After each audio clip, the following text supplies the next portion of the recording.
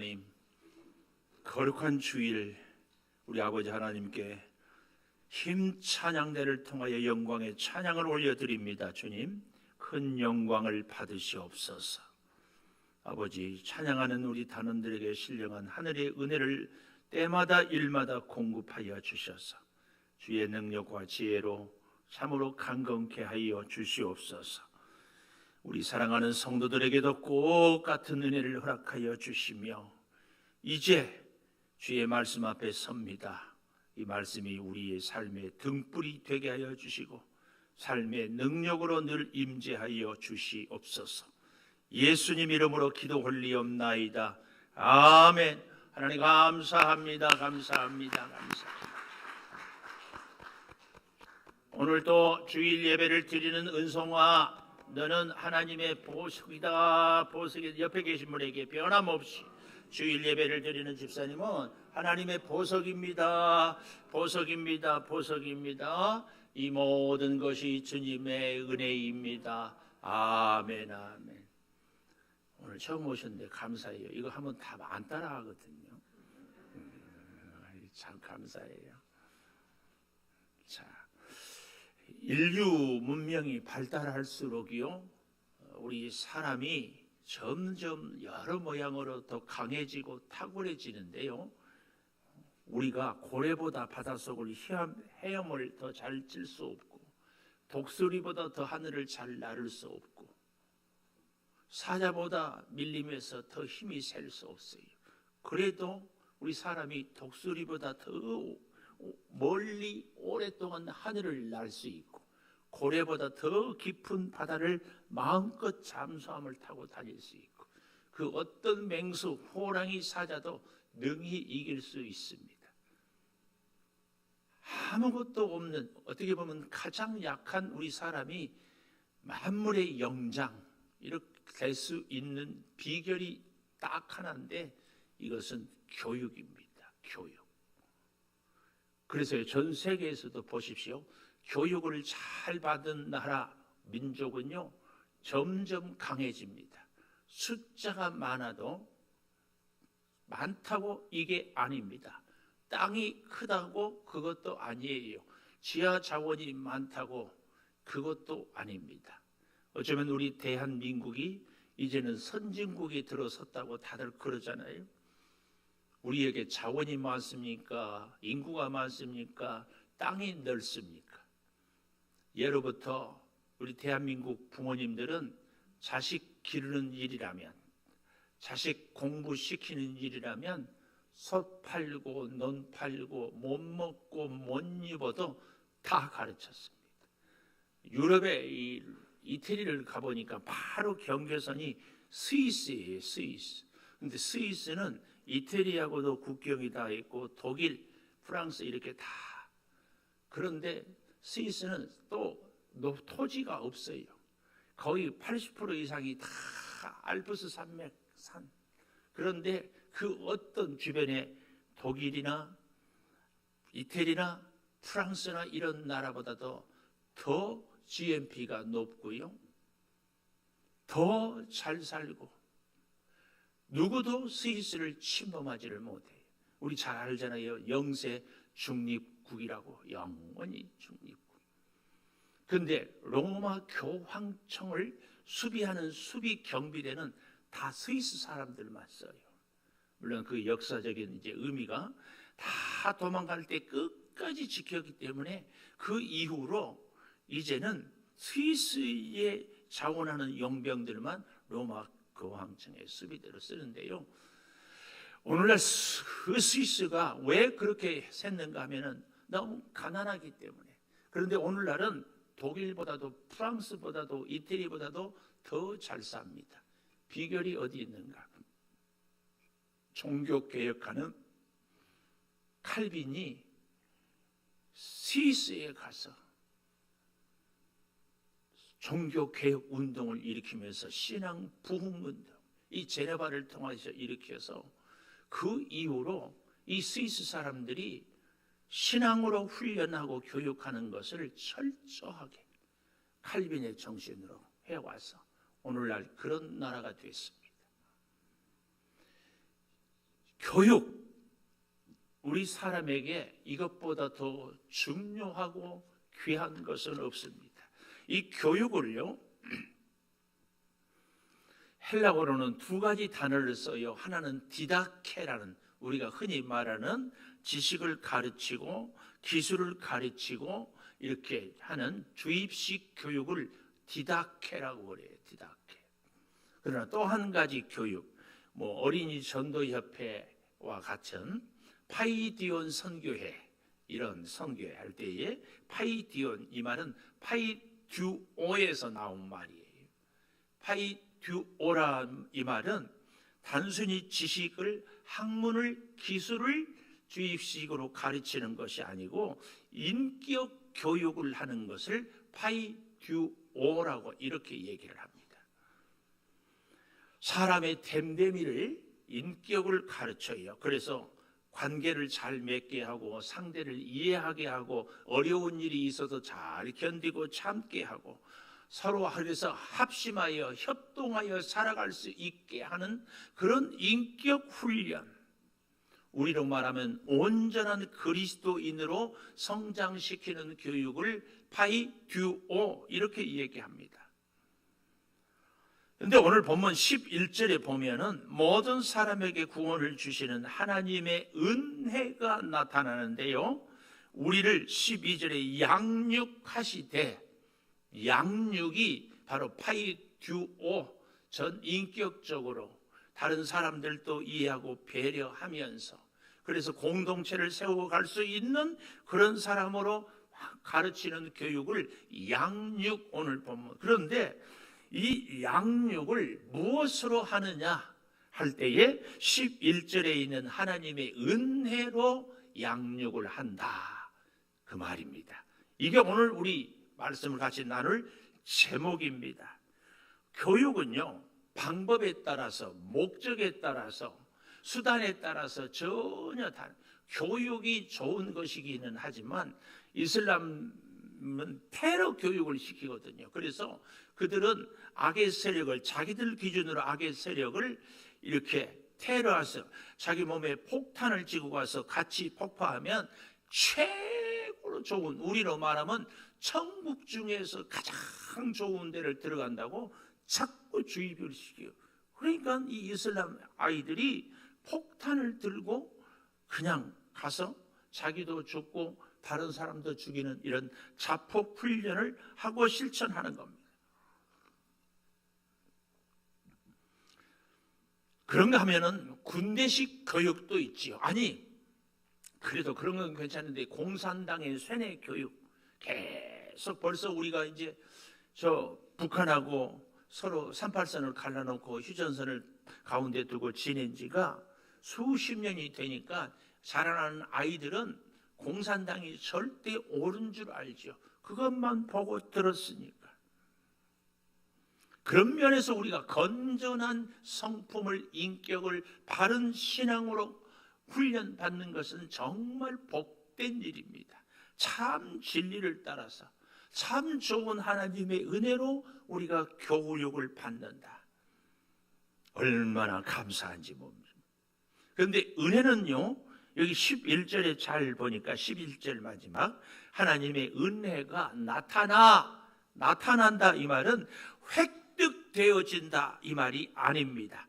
자기가 노력해서 얻어지는 것, 자기가 힘을 써서 빼앗아 온 것이 은혜가 아니고, 은혜는 저절로, 아니 하나님께서 보여주어야, 하나님께서 허락해야 받을 수 있는 것이 은혜다 그 말이에요. 그래서요, 은혜는 그저 우리가 값없이, 아무 조건 없이 대가 없이 받는 것이 은혜입니다. 그러나 은혜를 받은 사람은 반드시 그 은혜에 응답을 하는 사람입니다. 은혜를 받았다고 하면서 하나님의 말씀대로 전혀 살지 않고 자기 중심적으로, 자기 편리할 대로, 자기 기준대로 신앙생활을 하는 사람은 은혜를 온전히 받지 못한 사람입니다. 은혜를 받은 사람, 하나님이 은혜를 나에게 나타내게 해주셨습니다. 그 은혜를 받은 사람은 그 은혜에 응답하며 살다. 이 은혜를 그래서 받은 사람은요, 살아가는 방법이 달라요. 은혜가 없는 사람은 자기 계획대로, 자기 노력으로, 자기 방법으로 살아갑니다. 그러나 은혜를 받은 사람은 하나님의 인도하심, 하나님의 손에 붙잡혀서 이끌려서 살아가는 사람입니다. 혹 우리가 지금까지 살아오면서 내 인생이 왜 이렇게 내 뜻대로 내 마음대로 안 되는지 모르겠다, 이런 생각이 되거든. 참 감사해야 합니다. 왜요? 하나님께서 우리를 붙잡고 이끌어 오신 줄 믿습니다. 내 마음대로 안 됐다고요? 그래야 되지. 사실은요, 내 마음대로 내 뜻대로 되었으면 우리가 이 자리에 있을 리 만무하고, 그렇게 내 마음대로 내가 살았으면 얼마나 내가 비인격적이 되고 아나무인이 되고 사람들 다 무시하고, 그리고 정말 사람답지 못한 사람 되지 않았겠습니까? 깨지고 넘어지고 뜻대로 안 되니까 다시 생각하고, 그래서 주변의 사람들도 이해도 하고, 아니 아쉬운 소리도 해가며 자존심도 상해가며, 그렇게 살다 보니까 인격이 다듬어지고 둥글둥글해지고 이해하게 되고, 그렇지요. 그래서요, 우리 목사들은 목회를 할 때에 은혜 중심의 목회를 해. 목회를 은혜로 해요. 참 신기한 거예요. 여러분 그거 아세요? 똑같이 신학교 다니고 공부했어요. 아니 훨씬 공부도 잘하고 기도도 많이 하고 성품도 참 온유해. 틀림없이 목회를 잘할 것 같다. 그런데 안 되는 분들이 계셔요. 그리고요, 참 성품도 못하고 기도도 별로 안 해. 공부는 뭐 더더욱. 그런데 목회를 잘해.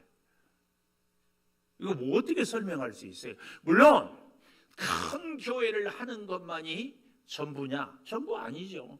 다 아니죠. 그렇지만 작은 교회를 섬기는 목사님도 큰 목회하고 싶은 마음이 있거든요. 마음대로 안 돼. 하나님의 일을 하는데도, 하나님이 도와주시는데도, 하나님의 사람인데도 내 마음대로 안 돼요. 목회는 은혜로 하는 겁니다. 그래서요, 갈수록 저도요, 정말 사람 뜻대로 안 돼. 이걸 뼈저리게 느낍니다. 근데 목회만 은혜로 합니까? 우리의 인생도 은혜로 삽니다. 우리의 인생도 은혜로 살아요. 우리의 자녀들도요, 은혜로 양육하고, 우리 회사 경영도요, 은혜로 경영합니다. 하나님이 해주지 않으면 안 됩니다. 아무리 해도. 그래서 우리 후배들이나 청년들하고 얘기할 때가 있으면 꼭 말합니다. 노력하고 열심히 해도, 시작할 때도 끝낼 때도 진행할 때도 기도하고 시작하고 기도하고 일을 해가고 기도하고 마무리해라. 실패해도 성공하고 잘 안 돼도 나중에 보면 정말 여기에 복이 있어진 것을 깨닫게 된다. 이걸 가르쳐주고 있습니다. 은혜 중심으로. 이 말은 하나님께 이끌려서 그 말입니다. 우리는 은혜로 양육, 훈련, 은혜로 교육을 받고 그 은혜를 의지하고 살아가야 됩니다. 자, 그러면 은혜로 양육을 받고 살아가는 사람은 어떻게 살아야 되는가? 오늘 본문에 보면 그거 세 가지를 얘기하고 있어요. 그 첫째로 12절에 보면은 우리를 양육하시되 경건하지 않은 것, 이 세상의 정욕을 다 버리고, 첫째로는 버릴 것이 있어요. 버릴 것. 그런가 하면은 두 번째로는 이 세상에 살고, 12절 마지막에 이 세상에 살고, 두 번째 붙들고 살 것이 있어요. 붙들고 살 것. 그런가 하면은 세 번째로는 13절에 기다리게 하셨어요. 기다릴 것. 그러니까 버릴 것이 있고 붙잡고 살 것이 있고 기다릴 것이 있다. 이렇게 세 가지를 오늘 우리가 은혜로 살아가는 사람에게 주어진다. 그 말입니다. 그러면 그 첫째로 오늘 12절에 우리가 은혜로 살아가는 사람이 꼭 버려야 할 것이 있다. 그게 뭐냐? 여기 잘 보십시오. 경건하지 않은 것 말씀합니다. 경건하지 않은 것. 경건은 뭐냐? 쉽게 설명하면 하나님과 가까운 것입니다. 흔히 경건은 거룩하다, 거룩이 경건이다 이렇게 하는데 여러분 거룩이 뭐예요? 하나님하고 가까운 거예요. 좀 더 쉽게 설명할까요? 누가 하나님하고 가까워요? 예배 잘 드린 사람 아닌가요? 요즘에 오미크론 때문에 다들 힘들고 어렵지만 그래도 예배를 잘 드리는 사람, 예배를 잘 드린다, 정성을 다한다는 의미도 있고 예배를 자주 드린다는 의미도 있고 예배에 집중한다는 의미가 다 포함해서 예배를 잘 드리는 것입니다. 좀 더 다른 말로요, 가까운 것, 하나님과 가깝다, 이것은 예배를 잘 드린다는 말이기도 하지만 또한 이런 의미도 있잖아요. 가까운 사람은 서로 잘 알아요. 상대의 취미가 무엇인지, 상대가 뭘 음식을 좋아하는지, 상대의 습관이 무엇인지, 상대의 체질이 무엇인지 잘 아는 것. 우리가 경건하다, 하나님과 가깝다, 예배를 잘 드릴 뿐만 아니라 하나님을 잘 아는 것, 뭘 좋아하고 뭘 싫어하는지. 그래서요, 가까운 사람은 상대가 싫어하는 일을 하지 않습니다. 상대가 좋아하는 일들을 함께 합니다. 우리가 흔히 한 집에 살면 서로 닮은다고 그러잖아요. 성격도 비슷해지고 심지어는 생김새도 비슷해져요. 왜 그럴까요? 물리적으로 같이 밥을 먹고 같이 대화를 하고 같이 생각을 하니까 행동도 생각도 습관도 심지어는 체질도 비슷해져요. 늘 그 음식을 먹고 그 음식을 같이 나누고 그 생각을 하기 때문에 그렇습니다. 그래서요, 하나님과 가까운 사람은 하나님과 점점 서로, 한마디로 얘기하면 가까운 사람은 상대를 기쁘게 하는 사람이에요. 우리가 하나님과 가깝다, 이게 경건이라면 하나님을 기쁘게 하는 사람. 근데 하나님을 기쁘게 하는 것뿐만 아니라 나의 기쁨도 하나님 때문에 기뻐요. 하나님이 기뻐하는 것을 보고 내가 기쁘죠. 내가 하나님을 기쁘게 해드림으로 내가 기쁘죠. 이 사람이 경건한 사람입니다. 오늘 사랑하는 여러분, 진짜 그래서 예수를 잘 믿는 사람은요, 죄 때문에 늘 울고 회개하는 사람도 잘 믿지만 진짜 잘 믿는 사람은 그 눈물의 회개를 뛰어넘는 기쁨의 죄사함의 감격, 그래서 하나님 때문에 세상이 아무리 힘들어도 감사가 차고 넘치는 사람, 이 믿음이 참 좋은 믿음입니다. 참 좋은 믿음이에요. 그래서요, 정말 차원 높은 믿음은 감사가 넘치는 믿음입니다. 그런데 반대로 하나님과 멀어지게 하는 것, 이건 참 좋지 않죠. 사람과 사람과의 관계에서도 내가 상대를 사랑하고 내가 상대를 위하여서 좋은 말을 했는데 상대가 듣기에 사랑의 말을 사랑으로 듣지 못하고 그만 놀리는 말로 듣고 사랑을 오해해가지고 자기를 무시한다고 생각하면 참 힘들죠. 이런 걸 왜곡된 성품, 왜곡된 가치, 왜곡된 기준. 똑같은 막대기도 물속에 들어가면 샥 굽어 보이잖아요. 상대는 사랑하고 상대는 칭찬하고 상대는 가까이 하고 싶어서 오는데 저 사람이 나한테 뭘 얻으려고, 나를 어떻게 이용해 먹으려고 저러지? 이런 생각을 갖는 거예요. 그런데 이런 생각을 갖기가 쉬워요. 왜냐하면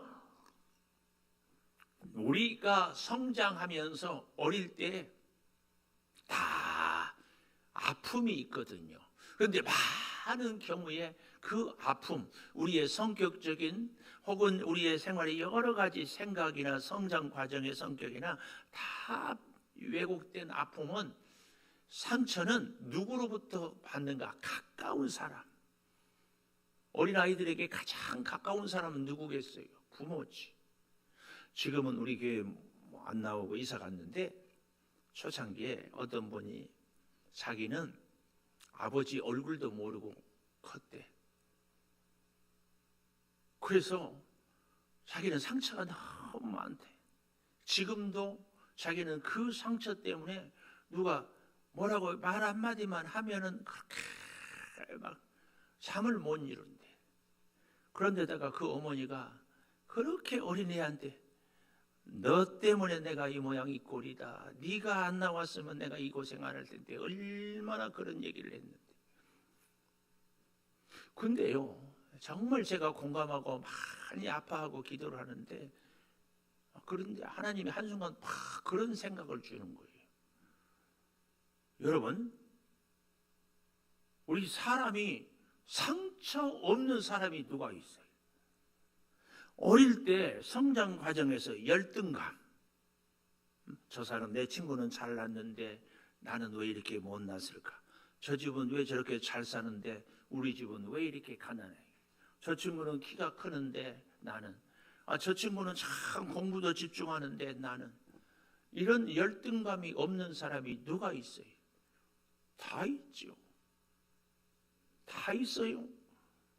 그런데요, 예수를 만나고 예수님을 믿고 나면 상처 입은 치유자라고요. 내가 그렇게 아프고 내가 그렇게 힘들었고 내가 그렇게 어두운 인생을 살았기 때문에 다른 사람들이 그런 모습을 보면 이해가 되고 공감이 되고 사랑하게 되고, 그래서 손잡아주고 싶고, 그래서 서로 위로하고 서로 원만하고 서로 친구가 되는 거 아닙니까? 우리 한번 잘 생각해 보십시오. 제가 아까도 그런 얘기했지만, 하나님의 은혜 없이 내가 내 원하는 대로 되었으면 얼마나 우리가 성격이 괴팍해졌겠어요. 자기만 알고 다른 사람은 아나무인으로 무시하고 그러지 않았겠어요? 그런데 상처가 있어요. 실패가 있어요. 내 마음대로 안 돼요. 그런데 주변에 다른 사람들 보니까 똑같이 실패하고 약하고 죄짓고, 그래서 동병상련이라고 같이 이해하고 같이 위로하고 그렇게 살아가요. 그래서 오히려요, 보십시오. 하나님은 우리를 힘들게도 하고 상처도 받게도 하고 어렵게도 해가지고 서로 도우며 힘을 주고 받으며 함께 살아가게 하는 것입니다. 이걸 우리는 꼭 기억해야 돼요. 하나님과 멀어지게 하는 것들은 왜곡된 가치, 왜곡된 기준, 왜곡된 시선, 이걸 심리학에서는 쓴 뿌리라고 그래요. 내 안에 이렇게 좋지 않은, 조금만 멀쩡하다가도 누가 그 어떤 한마디 탁 하면은 쫙. 그런가 하면은 우리가 버릴 것은 세상의 정욕입니다. 그러니까 경건하지 않은 것들을 버려야 되고, 세상의 정욕, 이건 뭐예요? 우리의 감정 중에 특별히 분노의 감정, 혈기를 부리는 것, 이것 세상의 정욕입니다. 내 마음대로 안 된다고 폭발해 버리는 것, 이런 것들은요 정말 우리가 버려야 됩니다. 그렇다면 우리가 붙잡고 살 것이 뭐예요? 경건하지 않은 것과 세상 정욕을 버려야 된다면 우리가 붙잡고 살아야 될 것은, 오늘 본문에 보니까 12절에 신중하고 의롭고 경건함, 이 세 가지를 붙잡고 살아야 됩니다. 그래서 첫 자만 따서 신의경,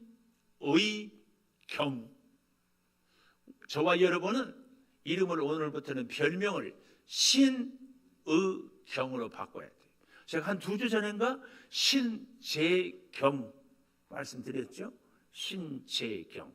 신재경은 제는 뭐라고요? 절제. 신의경이하고 신재경이는 쌍둥이에요. 쌍둥이. 오늘 사랑하는 여러분, 우리는 신의경이처럼 신재경이처럼 살아야 돼요. 그렇다면 그 신중함이 무엇인가? 신중함을 지금까지 제가 지난주에도 말씀을 드리고 또 여러 번 드렸는데요. 신중함은요, 우리가 분별력을 신중함이라 할 수 있어요. 분별력. 이 일을 할 것인지 말 것인지, 이 사람을 만날 것인지 말 것인지, 여기에 갈 것인지 가지 말 것인지, 이 행동을, 이 생각을, 이 말을 할 것인지 안 할 것인지, 이 분별하는 것을 분별력. 그런데 신중하면 이런 분별력이 잘 생깁니다.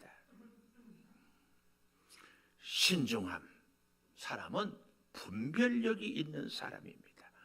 신중함이 뭐라고 그랬어요? 헬라어로 소프론 그랬는데요. 이 신중함은 훈련된 절제.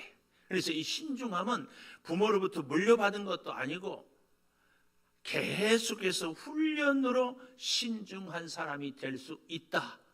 그런 말씀을 드렸습니다. 특별히 이 디도서에서 교회 장로들, 교회 지도자들을 이 신중한 것을 얘기하는데, 사실은 우리 모두에게 이 신중함이 필요하죠. 세상의 훈련법은 참을인 자를 3번 써라, 혹은 화가 나면 찬물을 마셔라, 호흡을 깊게 해라, 이렇게 저렇게 얘기를 많이 합니다. 그러나 우리는 어떻게 하면 신중할 수 있는가? 바로 하나님의 말씀을 붙잡고 경건함으로, 세상의 정력을 버림으로 신중할 수 있습니다.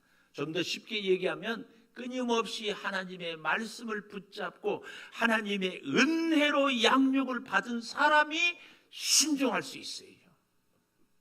하나님이 나를 이끌어가요. 내 뜻인지 아닌지, 이게 문제가 아니고 하나님의 뜻일까 아닐까, 자꾸 하나님의 뜻을 구하면 우리가 신중하게 살아갈 수 있다, 그 말씀이에요. 은혜는요, 우리가 사는 법을 가르쳐 준다고 했어요. 기분이 좋다고 은혜 받은 것 아니에요. 감정적인 신앙의 모습. 전에 우리가 부흥 집회하면 막 뜨겁게 기도했는데 불과 며칠 안 가면 그거 그냥 그러고 말아지잖아요. 우리는 신중하게 살아갈 때에 이 은혜를 받은 사람은 분별력이 있다는 것과 함께 또 한 가지는 일관성이 있게 된다.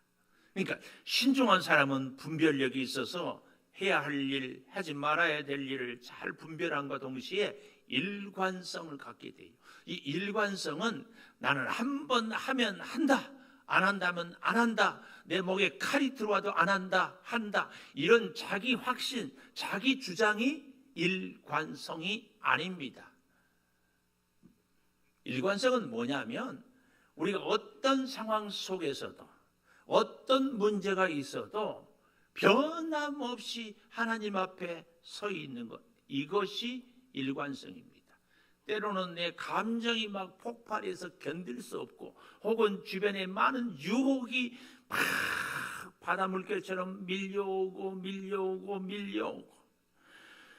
그런가 하면은 말도 안 된 일들이 주변에서 막 휩쓸릴 때, 그래서 정말 포기하고 싶고 낙심하고 싶은데 다시 촥 하나님 앞에 서는 것, 이게 일관성입니다.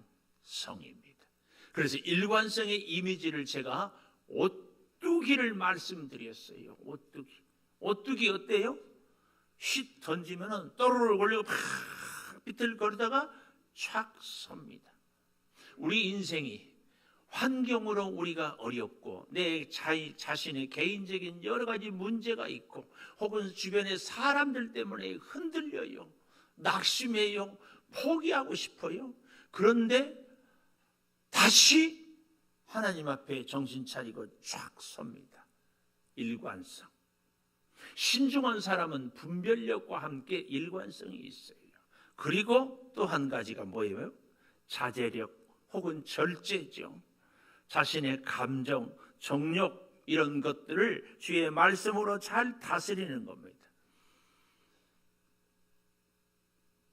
화가 난다고요?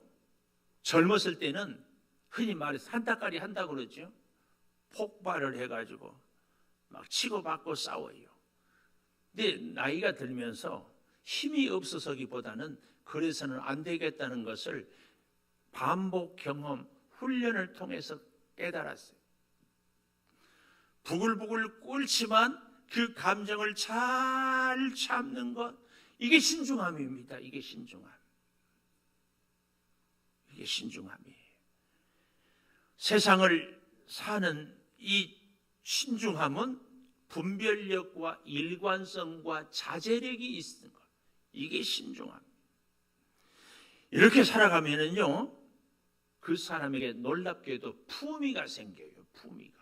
돈이 많다고 많이 배웠다고 힘이 좋다고 품위가 있는 것이 아니라 가난해도 배우지 못했어도 나이가 들었어도 이 사람이 신중하게 분별력을 갖고 일관성으로 절제를 하며 살면 품위가 있어요. 말하지 않아도 기품이 품위가 있어 존경을 받습니다. 이 신중함으로 우리가 살 것이고요. 또 한 가지는 오늘 본문에 보니까 의로움입니다. 의로움. 의인이 아니고 의로움. 의인은 죄 없다 그 말입니다. 근데 의로움은 죄를 지었어요. 그런데 죄값을 지불하고 이제 내가 너를 의롭다 말해 주는 것, 의롭다고 인정해 주는 것. 이것을 14절에 보면은 모든 그가 우리를 대신하여 자신을 주심은 모든 불법에서 우리를 속량하시고 대가를 지불하시고 그 말입니다. 그래서 우리가 의롭게 되는 겁니다. 여러분, 예수 믿는 우리가요, 죄 안 짓습니까? 다 죄 짓습니다. 죄를 지었어요. 그래서 나는 죄인입니다. 벌레만도 못합니다. 죽어 마땅합니다. 계속 회개하고 눈물 짜고 믿음이 참 좋아요. 그런데요, 계속 한다면, 예를 들어서 여러분의 어린 아이들이 집에서 아파트 베란다 유리를 왕창 깼어요. 얼마나 놀랬겠어요. 얼마나 놀랬겠어요. 이 아이가 정신이 들어가지고 아버지 잘못했어요. 울고 알았어. 다시는 그러지 마. 그 다음 날도 아버지 잘못했어요. 1년 12달 아버지 잘못했어요. 얘는 정신병원 가야 돼. 그렇게 큰 잘못을 했어도 아버지가 용서해 주면 그 아버지의 사랑을 용서를 믿고 여전히 옛날처럼 밥 잘 먹고 뛰어다니며 공부하고 필요하면 용돈 달라고 하고 이렇게 살아가는 거죠. 그래서 여러분, 우리의 이 의로움을 마귀는 별명이요, 참소하는 자입니다. 야야, 너 같은 사람이, 너 같은 죄인이 무슨 주의 일을 하냐? 야, 양심을 속이지 말라. 자꾸 마귀는 이렇게 우리를 참소해요. 욥을 마귀, 사단이 자꾸 충동질을 해서 고난을 겪게 하고 하나님을 욕하게 하잖아요. 그래도 끝까지 이기는 겁니다. 이 의로움, 하나님의 의, 이게 잘 생각해야 됩니다. 우리는 죽어 마땅할 죄인이지만 예수 그리스도의 십자가 보혈의 공로로 우리는 다시는 죽지 않을 영원한 하나님의 그 사랑으로 죄사함을 받은 존재다. 그러니까 사탄이 아무리 우리를 정죄할지라도 그리스도 안에 있는 자에게는 결코 정죄함이 없다. 이 의로움으로 당당하게 맞서서 싸우고 살아가야 한다. 그 말씀입니다. 이 의가 꼭 여러분과 저에게, 우리 모두에게 있어야 할 줄을 믿습니다. 이거 있어야 돼요. 그리고 경건함입니다. 경건, 지금까지 말씀드렸잖아요. 주님과 가까이 어떻게 하든지. 이 그래도 교회가 정말 성적으로 타락하고 우상을 극도로 섬기는데 이 디도를 통하여서 교회 장로들을, 교회 감독을, 교회 일꾼들을 탁 세워서 교회를 보호하는 거예요. 그래서 교회에서 들려야 될 소리는 두 가지라고 하잖아요. 하나는 양을 부르는 소리, 또 한 소리는 이단 원수 사탄 마귀를 내쫓는 소리. 이 두 가지 소리가 교회에서는 들려야 돼요. 그런가 하면 세 번째로는 기다릴 것이 있어요. 기다릴 것. 13절에 보니까 복스러운 소망을 기다려야 돼요. 기다릴 수 있는 사람은 누구냐? 소망이 있는 사람입니다. 그 소망은 복스러운 소망입니다. 하나님이 주신 소망이. 또 한 가지 우리가 기다릴 것이 뭐예요? 영광의 나타나심. 영광이 나타나심. 아까 11절에 은혜가 나타나심. 여기 영광이 나타나심. 영광으로 하나님이 임하시는 겁니다. 영광이 나타나요. 은혜 받으면 기쁘고 기쁨의 많은 부분이 소망으로부터 이루어지는데요. 우리가 이 복스러운 소망은 하나님과 관계를 맺을 때에 이 소망을 갖게 됩니다. 하나님의 통치를 받을 때에 우리는 소망을 얻을 수가 있습니다.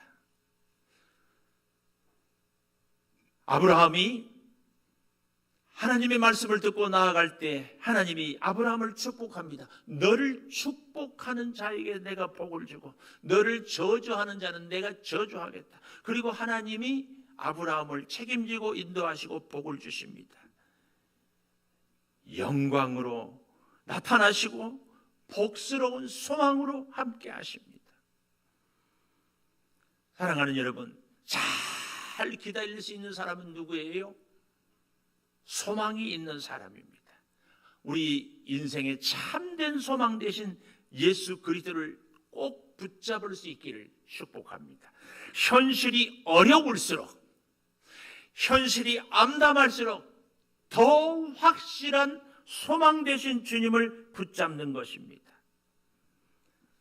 이렇게 함으로 해서요, 14절 마지막에 보십시오. 우리를 깨끗하게 해서 선한 일을, 하나님의 일이죠. 내게 맡겨준 사명이지요. 이 선한 일을 열심히 하는 자기 백성이 되게 하려. 굉장히 중요한 말씀입니다. 자기 백성, 특별한 백성입니다.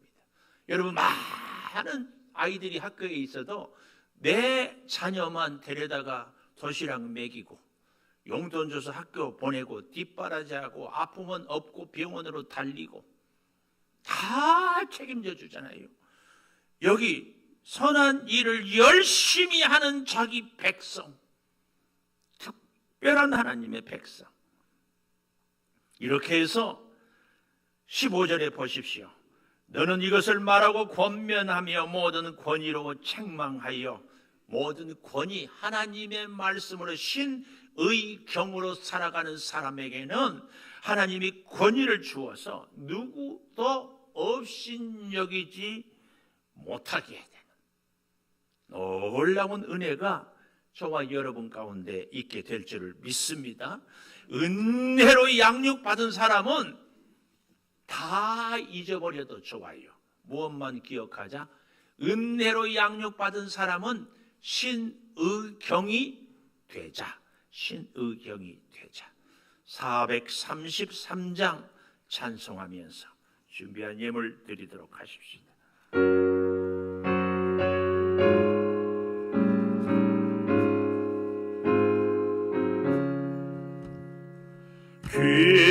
귀하신 주여 날 붙드사 주께로 날마다 더 가까이 저 하늘 나라 나 올라가 주의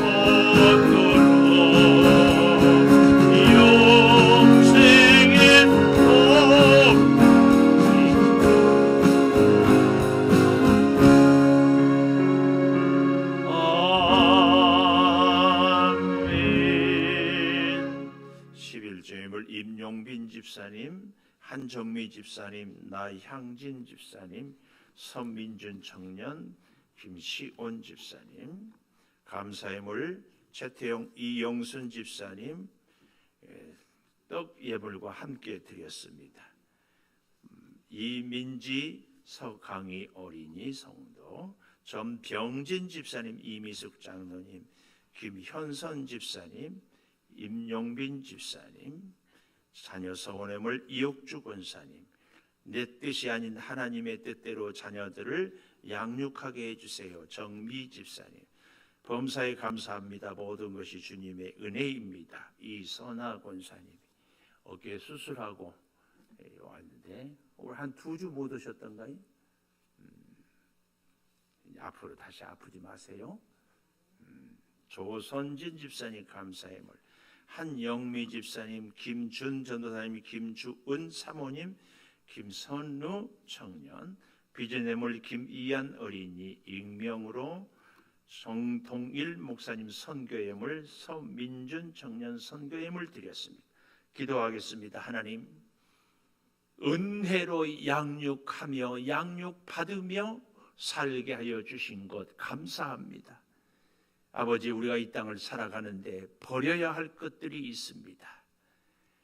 육체의 정욕을 다 내려놓고 버리게 하여 주시고, 아버지, 잘못된 우리들의 가치 기준들을 내려놓게 하여 주시옵소서. 우리가 붙잡고 살아가야 할 것이 있습니다. 주님, 신중하고 의롭고 경건한 삶을 살아서 복스러운 소망을, 영원한 영광을 우리가 주께 올려드리며 살게 하여 주시옵소서. 너무너무 어려운 시대를 살아갑니다. 사람 만나기도, 어디를 가기도, 행여 작은 기침만 해도 바이러스에 감염된 것은 아닌지 노심초사합니다. 주여, 우리 살아가는 성도들의 건강을 지켜 주시옵소서. 호흡기를 주장하여 주시옵소서.